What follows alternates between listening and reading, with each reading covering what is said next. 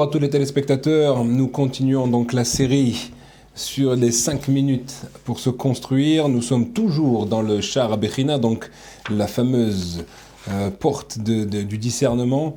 Et nous avions parlé, si vous vous rappelez bien, des fameuses 7 sagesses. Les 7 sagesses qui compose un petit peu ce monde. On avait vu au départ comme quoi le Chovot HaLevavot exprime toute la sagesse qu'il y a dans la création du monde. Ensuite, en tant que l'homme, en tant que centralité en fait de ce monde, on avait vu ensuite que l'homme lui-même est également la créature suprême par rapport à toutes les créatures de ce monde. C'était la 3e. On avait vu le monde animalier. Et là, aujourd'hui, Bezat Hashem, nous attaquons la 5e sagesse qui parle, vous voyez qu'ici, on réduit petit à petit, et il parle cette fois-ci du monde végétal et minéral. Ça veut dire quoi? Ça veut dire que l'homme doit apprendre à observer tout ce qu'Akadosh Baruch Hu a mis à notre disposition, avec une sagesse infinie également, encore une fois, pour nous permettre de vivre, pour nous permettre de construire, pour nous permettre de faire une multitude de choses à travers ces végétaux et ces minéraux. Déjà, dans le végétal lui-même, lorsqu'un homme va regarder cela, il va y avoir une science extraordinaire quand on examine de près ne serait-ce qu'une fleur, avec ses pétales, ses étamines, ses fleurs, ses couleurs qui sont d'une resplendissance extraordinaire, alors on voit qu'il y a ici un créateur. C'est ça que l'homme, encore une fois, doit apprendre à regarder.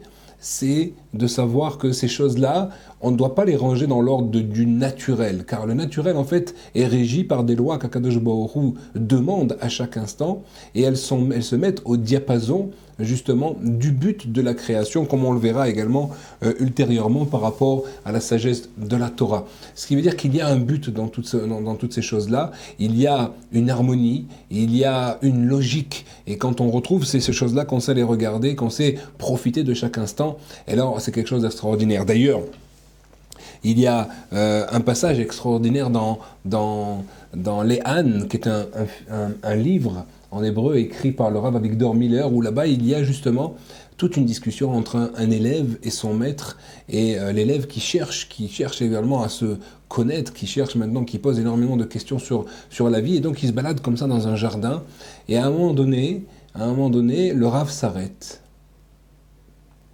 Et il demande à son élève, qu'est-ce que tu vois là? Alors l'élève est étonné, il regarde autour de lui, il dit, ben voilà, je vois, nous sommes dans un jardin, je vois des fleurs, un parterre de fleurs autour de nous, etc. Il dit, oui, mais qu'est-ce que tu entends? Il dit, ben non, je vois la nature, je vois les oiseaux, j'entends les oiseaux, j'entends... Non, qu'est-ce que tu vois et qu'est-ce que tu entends? Quel est le message que tu perçois à travers cela?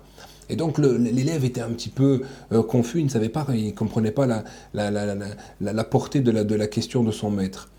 Et la phrase est extraordinaire. Lorsque le Rav Avigdor Miller il lui a répondu, enfin en fait c'est le Rav dans le livre, le rôle du Rav, et il lui dit comme ça, il dit, quand tu vois une fleur qui est sur ton chemin, le message que tu dois entendre, c'est Akadosh Baruch Hu qui te dit « Je t'aime ». Parce qu'Akadosh Baruch Hu aurait pu faire maintenant un monde uniquement de désert, uniquement fait avec des pommes de terre et de l'eau, etc.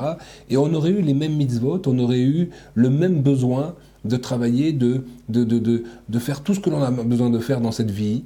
Mais Akadosh Baruch Hu, il nous a au contraire donné quelque chose d'extraordinaire. Il nous a donné un monde magnifique, il nous a donné des couleurs, il nous a donné des goûts, il nous a donné tout ce que l'on a vu dans ces différentes sagesses. Eh bien, elles sont là pour agrémenter le quotidien, et elles sont là pour qu'on voie également, qu'on sache observer et voir toute la sagesse qu'il y a derrière.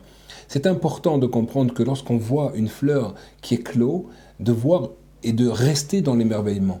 Ça, c'est la force du juif, c'est justement de ne pas s'habituer à ces lois de la nature et de voir la main de Dieu dans chacune de ces choses-là, aussi simple soit-elle.